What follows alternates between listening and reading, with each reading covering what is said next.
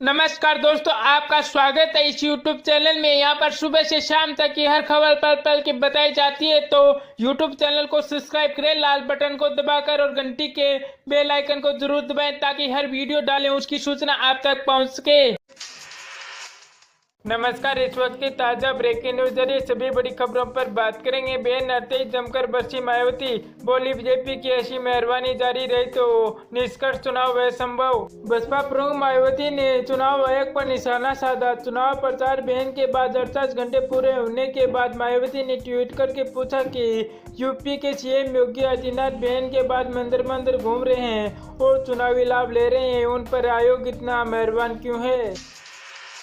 मायावती ने कहा कि चुनाव आयोग की पाबंदी का खुलासा उल्लंघन के यूपी के सीएम योगी शहर शहर एवं मंदिर मंदिर जाकर एवं दलित के घर बाहर का खाना खाकर इत्यादि का ड्रामा करके तथा उसको मीडिया में प्रसारित एवं प्रसारित करवा के चुनाव लाभ लेने का गलत प्रयास करे हैं, किंतु आयोग उनके प्रति इतना मेहरबान क्यों है। मायावती ने पूछा, अगर ऐसे ही भेदभाव बीजेपी नेताओं के प्रति चुनाव आयोग की अनदेखी एवं गलत मेहरबानी जारी रही तो फिर इस चुनाव आयोग का स्वतंत्र एवं निष्पक्ष होना एक संभव है।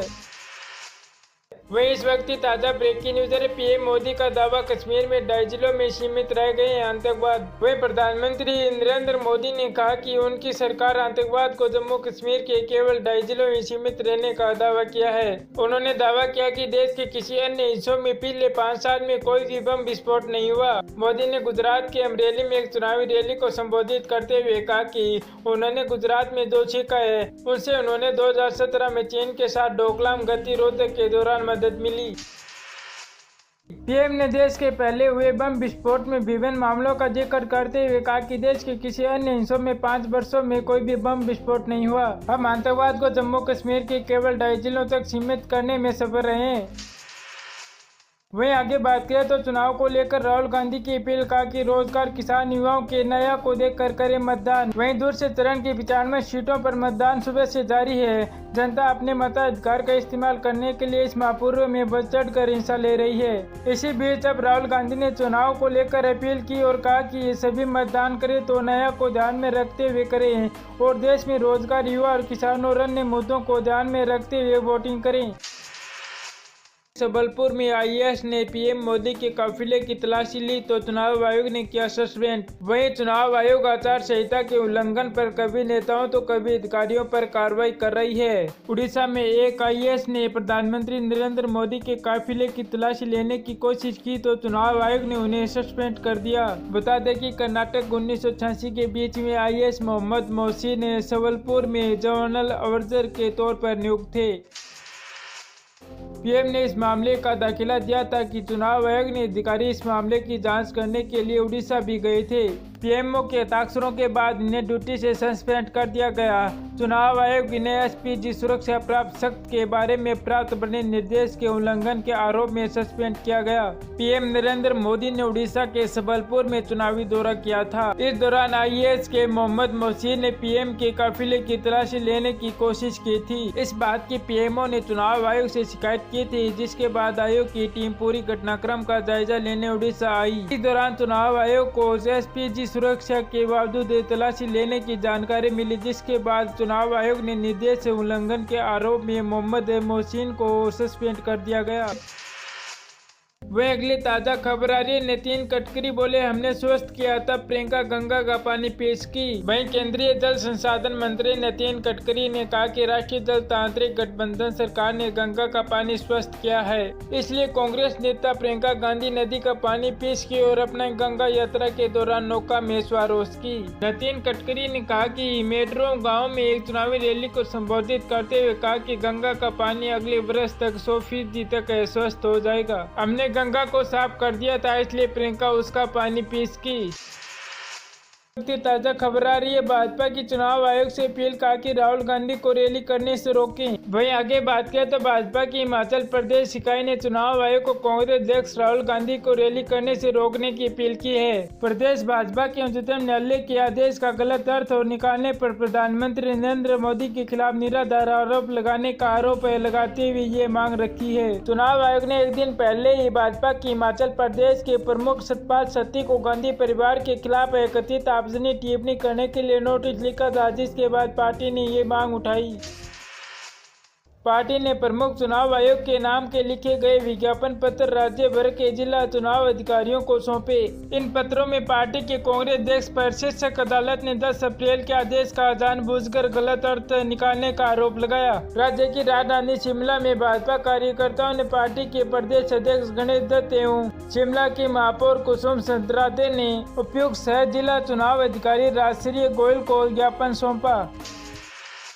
वही अगली ताज़ा खबर आ रही है। पीएम मोदी बोले, अगर कांग्रेस सत्ता में आई तो उसका पहला निशाना गुजरात होगा। वही आगे बात करें तो प्रधानमंत्री मोदी ने कहा कि सपरंग सरकार ने उनकी अगुवाई वाली गुजरात सरकार को गिराने के लिए भाजपा के मौजूदा अध्यक्ष अमित शाह और कुछ पुलिस अधिकारियों को गिरफ्तार करवाया। चुनावी रैली में मोदी ने यह भी कहा कि चुनाव में यह भी निर्णय होगा कि एक राष्ट्रवादी ताकत देश पर शासन करेगी या देशद्रोही कानून को खत्म करने, टुकड़े टुकड़े की मदद करने की चाहत रखने वाली सरकार बनाएंगे। मोदी ने कहा कि 2004 से 2014 तक एक रिमोट नियंत्रण सरकार थी। आप जानते हैं कि कौन नियंत्रण कर रहा था। उन 10 साल में दिल्ली में बैठे लोगों ने गुजरात के हितों को नुकसान पहुंचाने की कोशिश की और ऐसा काम किया जैसे राज्य भारत में नहीं है। उन्होंने कहा कि हमारे पुलिस अधिकारियों और यहां तक कि अमित शाह को सलाखों के पीछे डाल दिया गया। उन्होंने गुजरात सरकार को गिराने के लिए सभी तरीकों को इस्तेमाल किया। प्रधानमंत्री ने कहा कि अब क्या हमें गुजरात को एक बार फिर से तबाह करने का मौका देना चाहिए। वे गांधी परिवार बहुत ही गुस्से में क्योंकि जमानत पर बाहर है। वे सोच रहे हैं कि उन्होंने 4 पीढ़ियों तक देश पर शासन किया। इस गूंज ने चाय वाले ने उन्हें अदालत जाकर जमानत लेने पर मजबूर कर दिया। मोदी ने कहा कि अगर वे सत्ता में वापस आते हैं तो वह सुनिश्चित करेंगे कि वे जेल में हो। प्रधानमंत्री ने कहा कि आपने मुझे 2014 में एक मौका दिया, मैं उन्हें गांधी परिवार को जेल के दरवाजे तक ले आया। अगर आप मुझे और 5 साल दोगे तो वे जेल के अंदर होंगे। मोदी ने कहा, लेकिन अगर वो सत्ता में फिर आए तो उनका निशाना गुजरात होगा। मोदी ने भीड़ से पूछा कि कांग्रेस अध्यक्ष राहुल गांधी उनके खिलाफ जिस भाषा का इस्तेमाल करते हैं क्या वो उसे स्वीकार करते हैं। उन्होंने कहा कि ब्रिट्स हमारे खिलाफ गोलियों का इस्तेमाल करते थे जबकि कांग्रेस गालियों का इस्तेमाल करती है। करेंगे देश में मौत वाला आंधी तूफान, 32 लोगों की मौत, आज भी आफत का अलर्ट जारी, मुआवजे को लेकर सियासी घमासान। वहीं आगे बात करें तो देश के कई शहरों में आंधी तूफान और ओले के साथ हुई बारिश ने जमकर कहर बरसा है, जिसके चलते अब तक 32 लोगों की मौत हो गई है जबकि बड़ी संख्या में लोग घायल भी हुए हैं। इस सबके चलते गुजरात में 9 लोगों की मौत हो गई है। वहीं राजस्थान में भी आंधी तूफान की वजह से 9 लोगों की मौत हो गई। इसी क्रम में मध्य प्रदेश में 13 लोगों ने भी अपनी जान गंवाई है। इसके साथ ही मौसम विभाग ने देश के कई हिस्सों में आज भी आंधी तूफान का अलर्ट जारी किया। इसी क्रम में प्रधानमंत्री नरेंद्र मोदी ने घटना का दुख व्यक्त किया है। वही मरने वालों को मुआवजे को लेकर एक विवाद छिड़ गया है, जिसमें गुजरात में मरने वालों को 2-2 लाख रुपए का मुआवजा देने पर मध्य प्रदेश के मुख्यमंत्री कमलनाथ ने कहा कि पीएम मोदी देश के मुख्यमंत्री है, न केवल गुजरात के। ऐसे में सभी प्रदेशों में मारे गए लोगों के लिए मुआवजे की घोषणा करनी चाहिए। वही हम आपको बता दें कि गुजरात और मध्य प्रदेश के साथ ही राजस्थान में कई इलाकों में जानलेवा आंधी तूफान ने दस्तक दी है। राजस्थान के प्रतापगढ़ और झालावाड़ में तेज आंधी और बारिश से लोगों की आफत आ गई है। वहीं राजस्थान में आंधी तूफान के चलते 9 लोगों की मौत हो गई जबकि 26 लोग घायल हो गए हैं। सबसे ज्यादा तबाही उदयपुर और झालावाड़ में हुई है। झालावाड़ में 4 लोगों की मौत हो गई जबकि उदयपुर में बिजली के 800 पोल और 70 ट्रांसफर गिर गए। उदयपुर रेलवे के स्टेशन में टीन छत उड़ गई। झालावाड़ के गणेशपुरा में कच्चा मकान ढहने से 2 बहनों की मौत हो गई तो सबाला में बिजली गिरने से 2 बच्चों की मौत हो गई।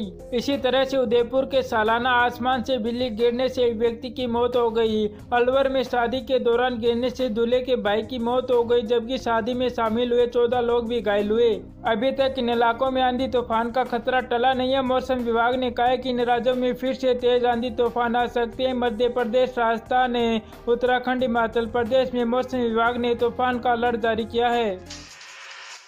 वहीं आगे भारतीय मौसम विभाग ने चेतावनी जारी कर कहा कि उत्तर और पूर्व उत्तर भारत के कई हिस्सों में आंधी तूफान आ सकते हैं। कुछ इलाकों में ओले भी पड़ सकते हैं, आकाशीय बिजली भी गिर सकती है। मौसम विभाग ने उत्तर प्रदेश के कुछ हिस्सों और पंजाब, झारखंड और बिहार के लिए अवरल रंग की चेतावनी जारी की है। अवरल रंग की चेतावनी का मतलब है कि सरकार को संकट से निपटने के लिए तैयार रहने की जरूरत है। वही मौसम विभाग ने बताया कि झारखंड, पंजाब, हरियाणा, चंडीगढ़, बिहार और पश्चिमी बंगाल में नदी से सट के इलाकों इलाकों में कहीं कहीं 60 से 70 किलोमीटर प्रति घंटा की रफ्तार से चलने वाली हवाओं के साथ बारिश भी हो सकती है, ओले भी गिर सकते हैं और बिजली भी गिर सकती है।